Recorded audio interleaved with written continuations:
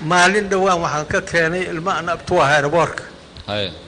ingiriiska ay ku dhashay waa yareeyeen waxay la yaabeen in carbeed magaalada dhex joogo habartooda ka garaa 14 wiil jira ku jiro abadkood ma arkin habartay warsadeen habartii sheegay beledkay dhex joogaan waa sii socono gurigaan ugu tagnay albaabkan galayna ayuu fadhiyaan ugu tagnay carbeedki oo ku xaaray markaasay siyay u maraan ama baabuurku uga degtaan ay waayeen dadka horta dibadaha ka imaanay shaqooyinka socda saasoo kale ku yihiin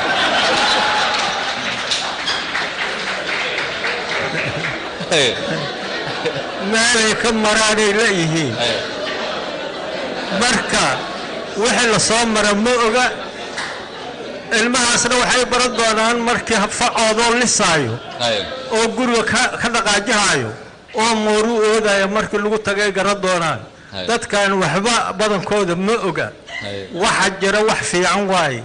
madaxweyne waxaan qabaa aniga runtaan sheega ilmahaas xaarka ka dudayo dhamaa hadda xildhibaan rabo